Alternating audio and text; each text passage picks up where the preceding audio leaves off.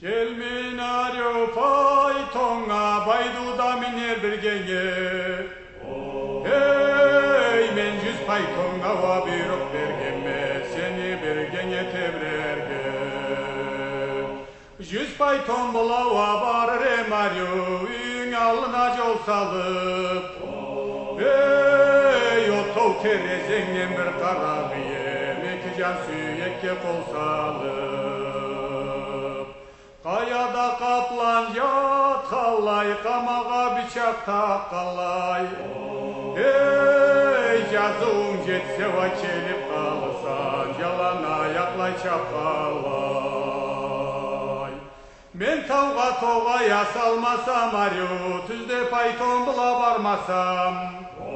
Hey ölsem kabırıma iki jarılır, dünyamda seni almasam. Gelminario faytonga hamut salgan masaratha. Hey jayşilleli da bezgek bolsan alıp ketmesem naratha. Meni bal çibinim abal eter voy voy kanatın jayıp kenketer. Hey acalın başta va molcal tav başta tolu muratına kim jeter. Su jorgaga mineyim temirden kübek yiyeyim. Hey yatkan tuzlağıma ayağına düşüp amalsız kölüne tübeyim. Oy taun artanda da cılkıla voy voy ebze de toklu kırkıla. Hey yarı vallay çözüme kaydan kelesi bazarma muklay sıtıla. Taun artında çile sürgeme kerekli bolsan alırsan. Ey altın şeleklerin gümüş suva kaçın gereksen suva varırsan. Kelmin arı uçuğum kelmin paytona makovu soğa çaykala. Ey sol canında kesin varlık ma sorsan cevap kaytara. O yarı uçuğuma kaydan kelesi kesin kesini süydürüp. Ey alıp keterik mi ervala çözünü aftama bir gemindir.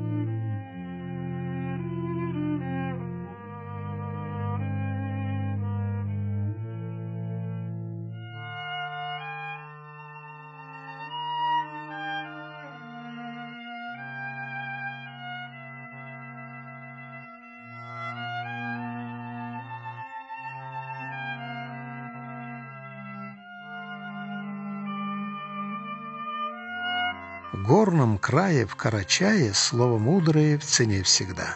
Нам известны 3 титана песен — Исмаил, Каспут, Аппа. К счастью, видел их живыми в годы детства, юности своей, слушал голоса родные, и запомнил я их напев.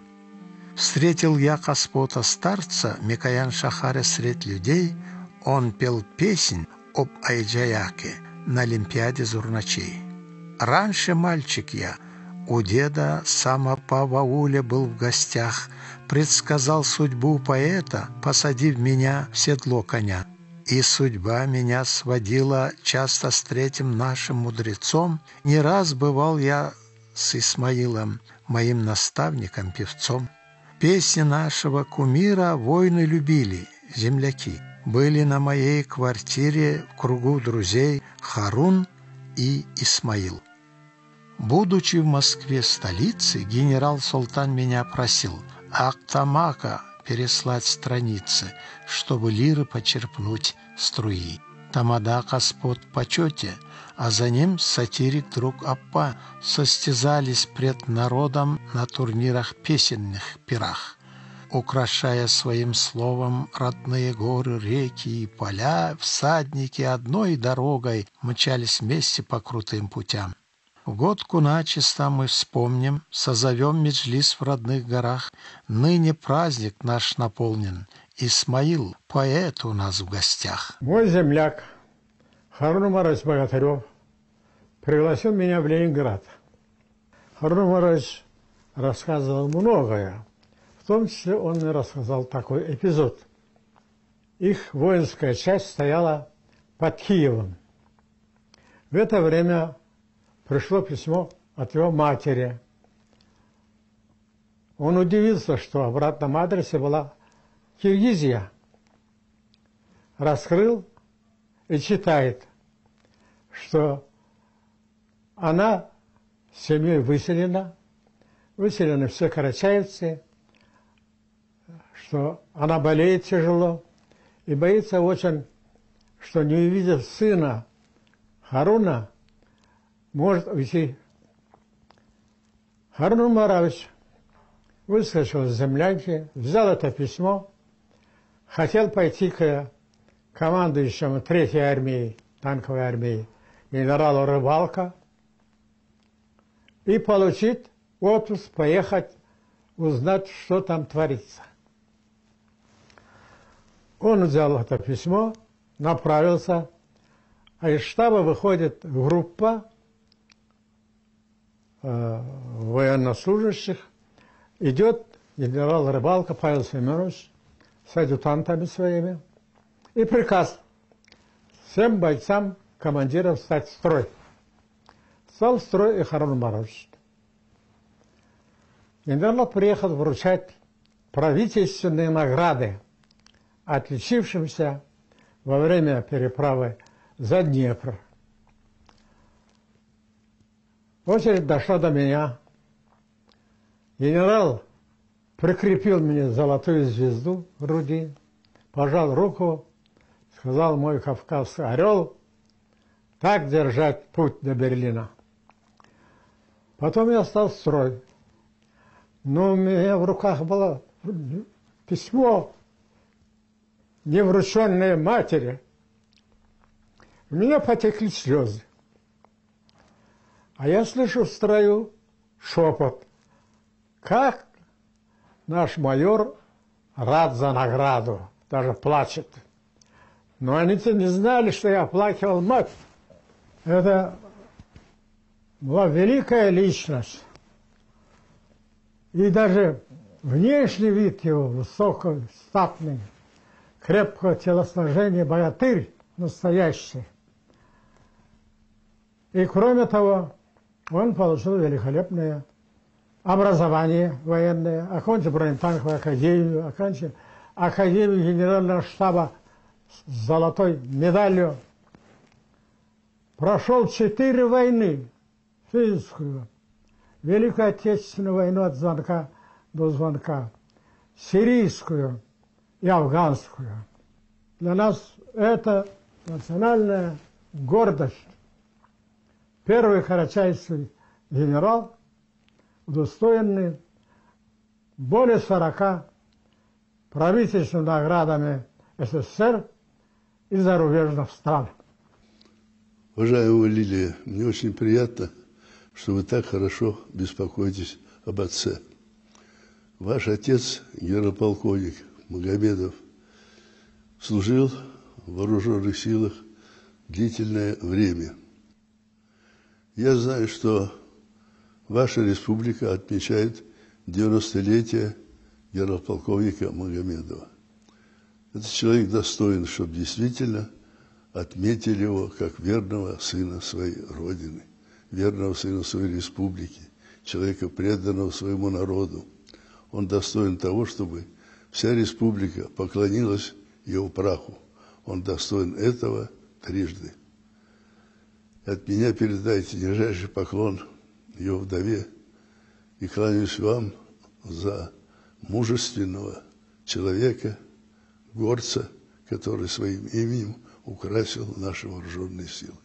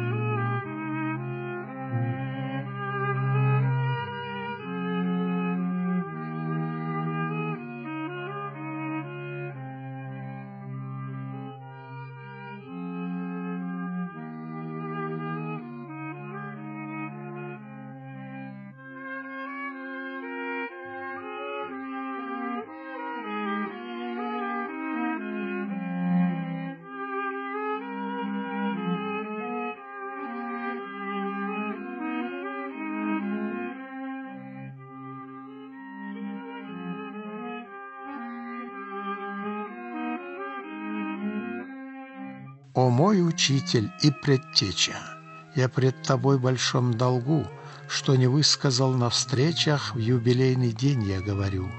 Шах поэтов, Карачая, мудрый Аксакал наш Исмаил, слушал я тебя когда-то, струны сердца тихо затаив. Ты воспел судьбу народа на суровых жизненных путях, как орел любил свободу на земле отцов и в небесах. Ты взирал с высот Эльбруса, как кумир, мыслитель, корифей. Был певцом ты златоустым, пленил стихом сердца людей. Земляки тебя внимали на больших и малых торжествах. Ты достиг вершин и славы на столичных сценах горный шах. Ты искатель истин, счастья, рыцарь чести, света и добра, и восстал ты против власти, защищая люд от бед и зла. Песни гор ценил Фадеев, сам глава писателей страны, приглашал тебя в музеи и театры, книги он дарил. Исмаил из горного аула дружил с Ашугом Сулейманом, состязался ты с Джамбулом, славным сыном Казахстана. Все тебе рукоплескали, властелины Красного Кремля, Берия, Ежов и Сталин, но потом отвергли, как врага. Так, увидев меч репрессий над главою земляков своих, полились другие песни, против кормчего вознесся стих.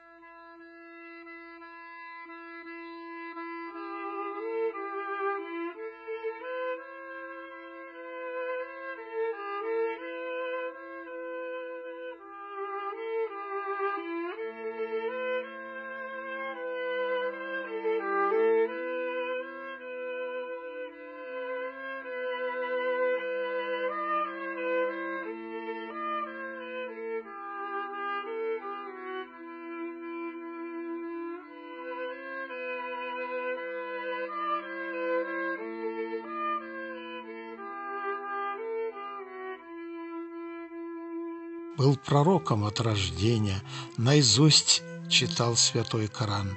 Лишить тебя пытались веры, но ты в ответ безверие отрицал.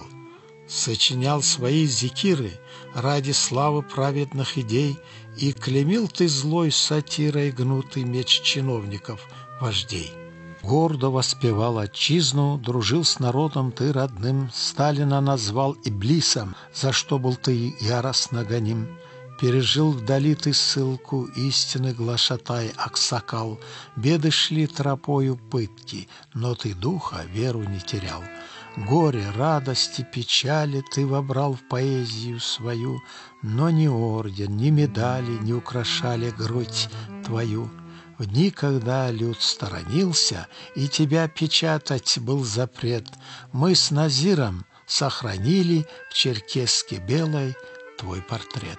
Ветхом ты ходил в бешмете, с золотой свирелью на устах, и голос мудреца-поэта все сильней звучал в горах. Ты владел арабской вязью, и Хаяма пел стихи твой глаз, Славный бард, как барс Кавказа, в схватке побеждал врагов не раз. Без вины, гоним властями, испытал цепей кандальный звон, выходил из мрака камер, волей своей силы сохранен. Как зерно в тисках насилия, жерновами времени помят, пережив тюрьму и ссылку, ты вставал бессмертником опять. Твой очаг в горах Кавказа разорен, остался пепел в нем, лишь небесный свод Евразии был твоим божественным шатром. Став колхозником-трудягой, ты пахал поля, косил косой, и безгрешный, как бродяга, все искал себе приют, покой. Пережив страдания, горе, не сломался, как пихтовый ствол, как дуб, брошенный на воды, креп и выходил на гребень волн.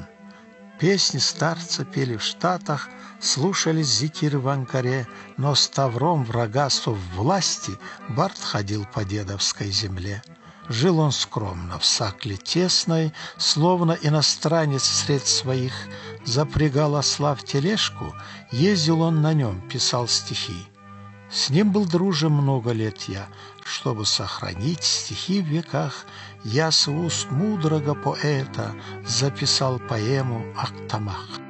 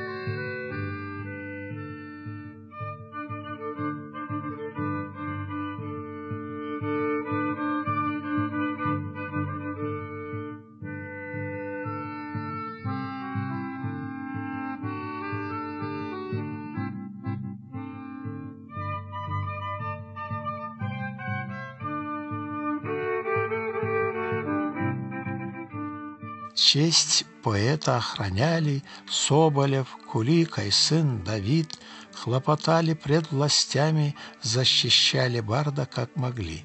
Он покинул Учкулан свой, жил оракул в Красном Октябре, мы приехали командой и застали старца во дворе. Исмаил коллегам рад был, пригласил гостей он дорогих, угощал друзей айраном и достал барашка на шашлык. Удивлен был Кугультинов, сын степей калмыцких и поэт, хижина и певца из глины, земляной пол и худой буфет. За столом звучали песни самородка славного творца, тамада страны поэтов, восхищен был голосом певца.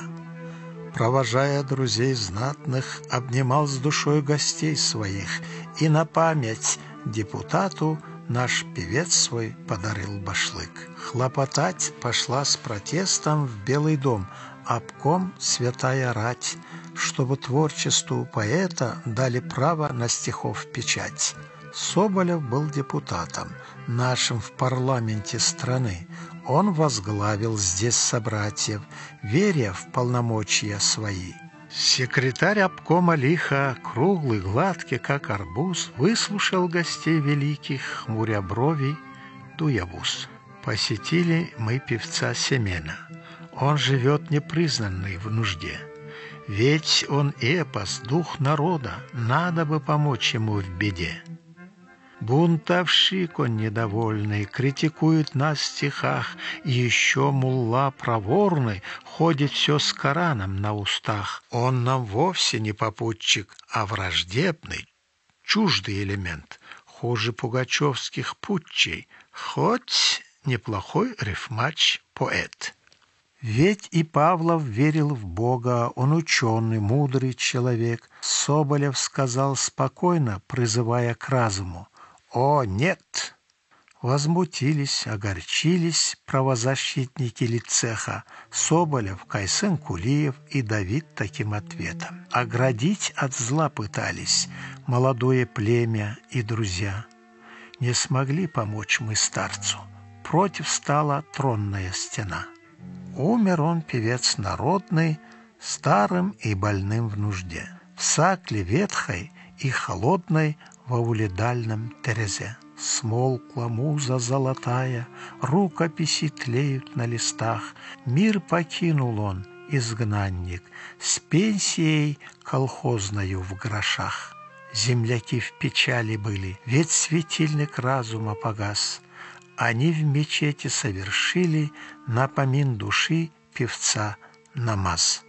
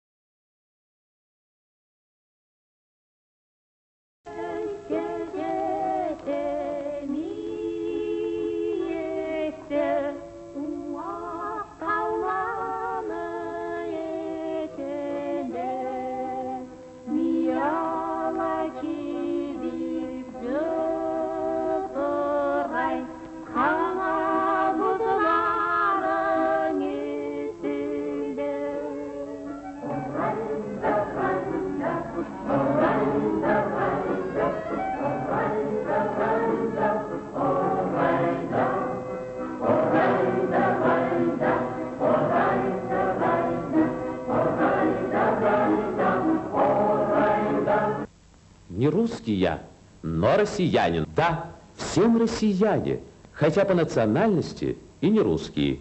Ведь родина наша великая советская Россия, и неотделимая частица ее Карачаево-Черкесия, наша автономная область в горах Большого Кавказа, рядом с Эльбрусом.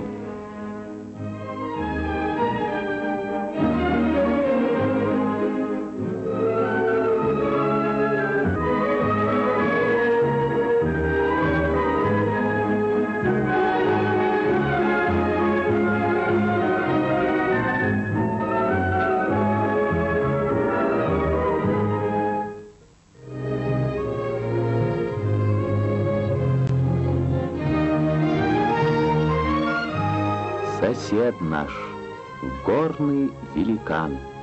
Привыкли мы к нему, пьем воду его рек, складываем о нем песни, проникаем в недра великана. Эльбрус красавец, смотрит сквозь тучи, белой попадки в синеву. Этой вершиной славной могучей налюбоваться не могу.